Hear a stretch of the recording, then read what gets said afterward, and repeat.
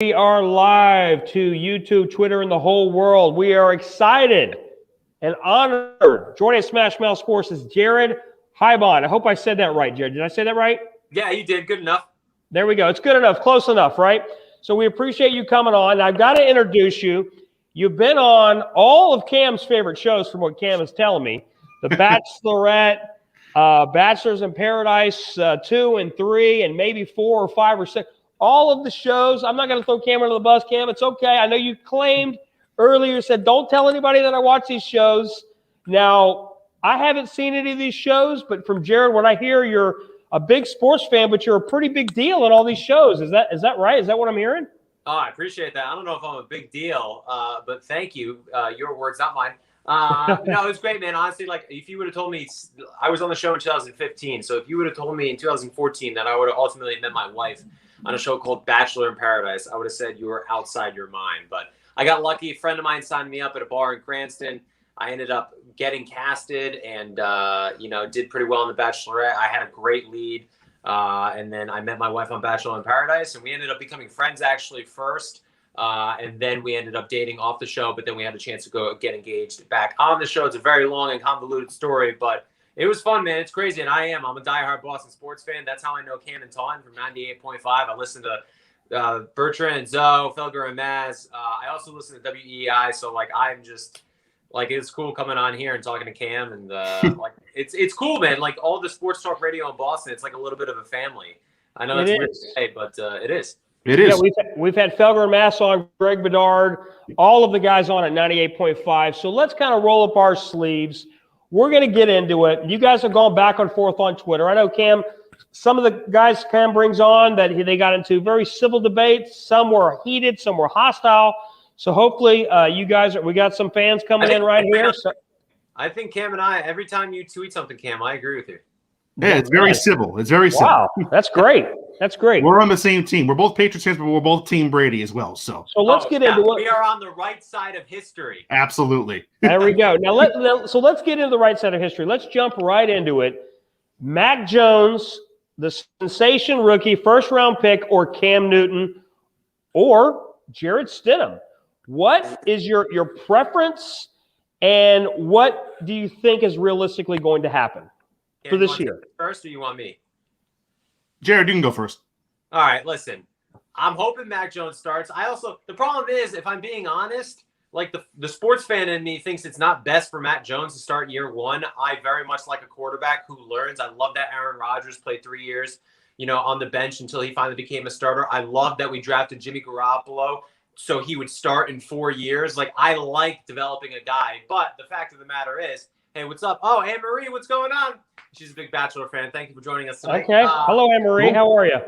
So, it sucks because, I'm no, I'd rather have Mac Jones sit and learn the system and not get thrown in there. But as, the Patriots fan, I'm also well, I don't want a boring year. I'm sorry. I like Cam Newton, but the dude just can't throw a football anymore.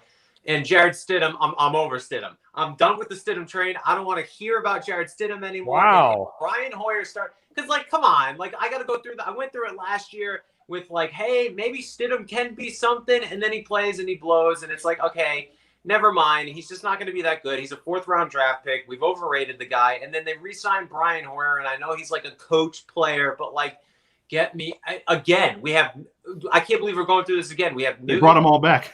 Yeah, Newton, Hoyer, and Stidham, and we added Mac Jones. So, I guess Mac Jones, if I had to choose, just for entertainment-wise, that's my answer.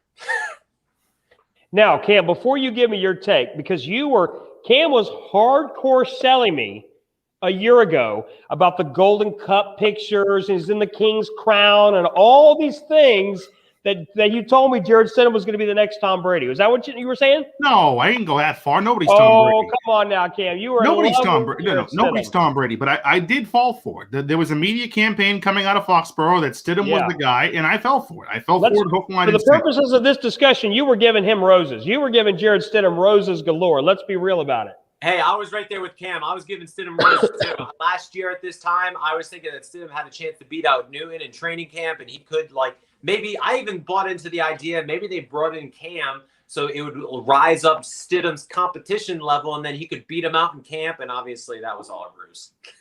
Wow. Obviously.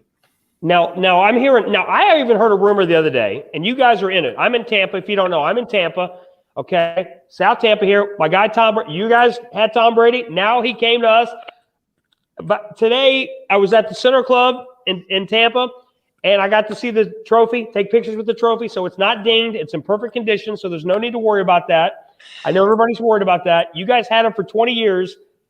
I know you're probably angry, but I feel honored that Tom Brady chose Tampa because what's great about for the Bucs for the future is he's kind of set the groundwork for other future quarterbacks, an Aaron Rodgers, a Big Ben, or whoever the guy is, a Matt Ryan, an older veteran quarterback with 2 or 3 years to go, come to a team like Tampa Bay that's loaded on offense and defense and chooses. But let's go back to Jarrett Stidham. I have heard that Jarrett Stidham is actually playing better than everybody so far in practice for the Patriots. I've heard a lot of rumors. I truly hope you're right. Because, if I'm proven wrong and Stidham can actually play and he develops into a player, I'll be happy. I'll be tickled pink. That's what I want, but I just don't believe it. I got to see it to believe it because last year I was hearing the same thing, and then I saw Jarrett Stidham, and I realized, oh, no, he was drafted in the 4th round for a reason. And, Correct.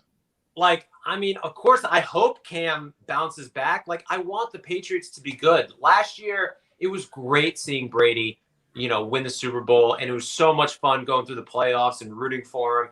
And honestly, I had a blast, and I watched every Tampa game last year. I'm going to watch every Tampa game this year. But at the same time, I want the Patriots to be good. I don't want them to suck. You got to share the wealth, guys. You can't win every single year. You had one bad year, right? It sucks, though. Dude, Tom is our guy. That's what it bugs me so much is that, he's ours. No offense. He went to Tampa. I know he won a Super Bowl. It sucks that, we have to share him. Yeah, share the love. Jared, on Hall of Fame now, we have to share that stadium with Buccaneers fans now. God. When he retires, it's going to be a Patriots emblem and a Buccaneers emblem. And, before the season started, that's what I was nervous about because I was I hope Brady does well. I hope he throws 60 touchdowns, but I hope he doesn't win the Super Bowl because I don't want that. But then, of course, during the season, he made the playoffs. So I was all right, well, I want him to win the Super Bowl now because I'm rooting for him. But now, and letting it settle in, I'm damn. That sucks. He's going to retire as a Patriots and a Buck. And there's one main reason why, because Bill Belichick got a little too rough with Tom Brady. Look, at a certain point, you got to realize your franchise great quarterback is your franchise great. You can't treat him like a backup tight end or a backup fullback. You got to treat him. You got to roll out the red. Look at Green Bay. Green Bay is falling apart at the seams because they are trying to get rough with Aaron Rodgers, and Aaron Rodgers I'll go to Jeopardy. I'll go to Hawaii. I'll wear I'm a fitted T-shirts every day, which they showed today. So franchise guys, there's only 4 or 5 guys at a time on planet Earth that can do what those guys can do. Absolutely. Go, buddy. Absolutely. Right, and just to tell you how Belichick feels about Brady, he wouldn't say his name today. He was asked about him by Chris Gasper of WCVB TV up here in Boston. He asked him, did you call Brady, congratulate him after the Super Bowl the way Robert Kraft did?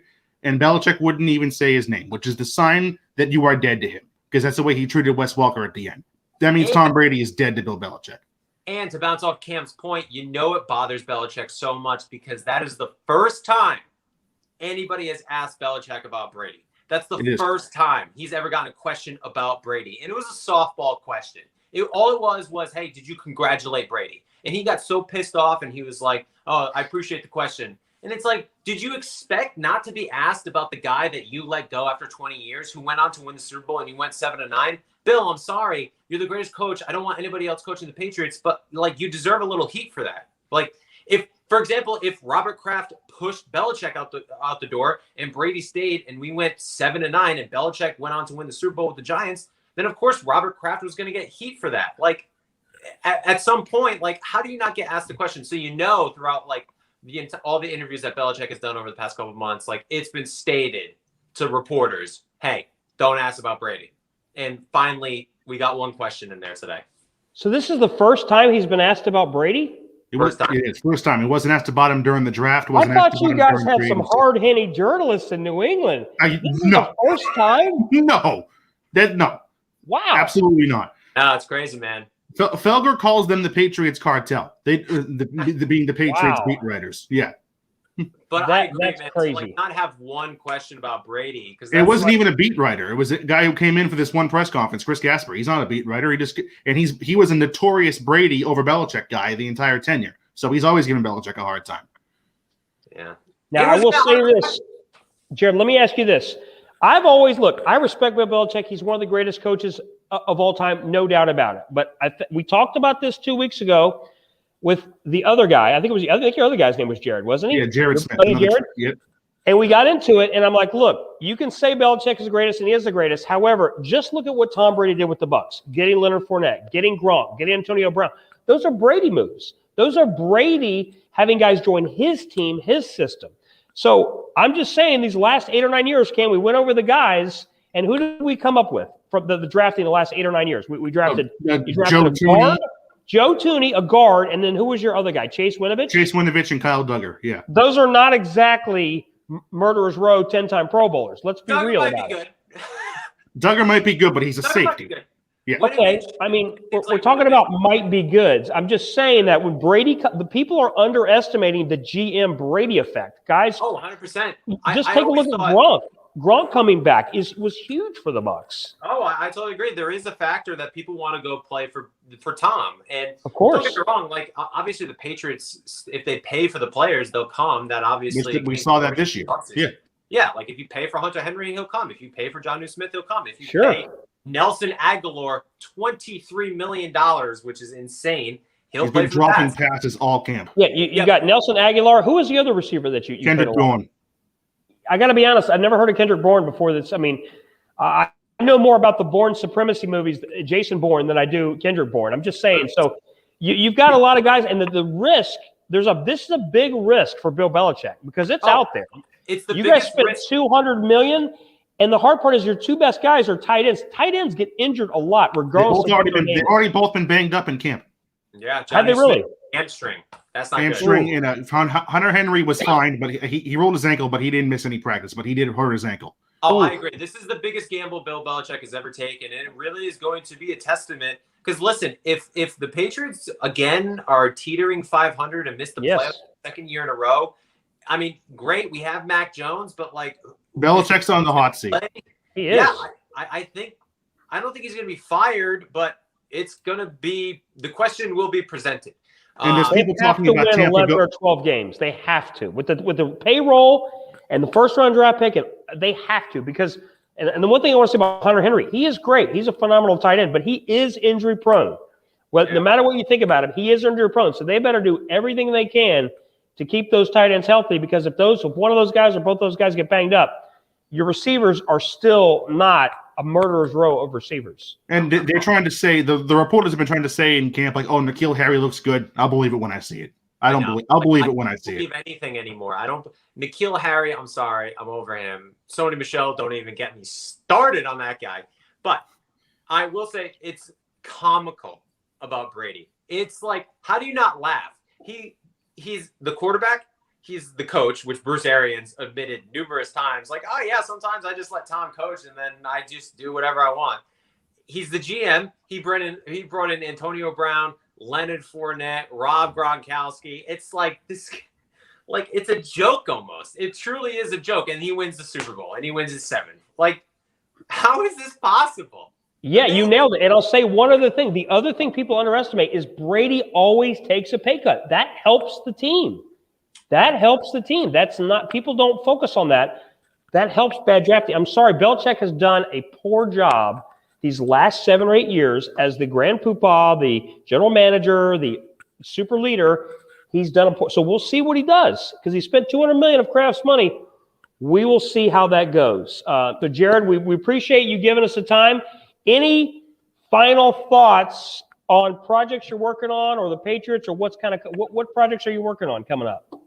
So I host my podcast on iHeartRadio. It's called Help I Suck at Dating. We talk about all things dating, relationship, being single, pandemic. It's a really good podcast I host with a Bachelor alum named Dean Ungler. It's a fun time. And then, Ashley and I always have some other things. You can follow me on Instagram at Jared Haibon or on Twitter, Haibon_Jared. Most of my Twitter conversations, as Cam can attest to, is mostly Boston sports. So if you're a Boston sports fan, follow me. Also, I do kind of trash them sometimes just because I'm invested. I love my teams and I want them to do well. And the Bruins losing in 6 games to the Islanders was soul crushing. But that was heartbreaking. Yeah, it's pretty bad. But thanks for having me on, guys. I really appreciate it. Go Pats. I hope they do well. Go Bucks. I hope they do well. And 20-0 for Tampa. 20-0. 20-0 Tampa? Yep. Wow. I like your confidence. I think Brady's last achievement, the one thing he has left is to get that undefeated season. That's the one thing he has left to accomplish. You know, I love the optimism, Cam. I really do. I love it. I wish he did it I will here. say this. I'll say this, and Jared's got to run, but I'll say this. If that happens, Belichick's going to knock somebody out, maybe multiple people if that happens, because that will totally enrage Belichick. It will. It can't happen. Like I don't know what Belichick would do if that happened. He'll burn down somebody's stadium. Spontaneously combust. Yeah, he'll go buck wild. There'll be a smoke cloud over Nantucket from his house. God, absolutely. Well, Jared, thanks again. We appreciate your time. Thanks, Jared. Thanks for having me, boys. Have a great night. Anytime. Thanks, guys. Thank you.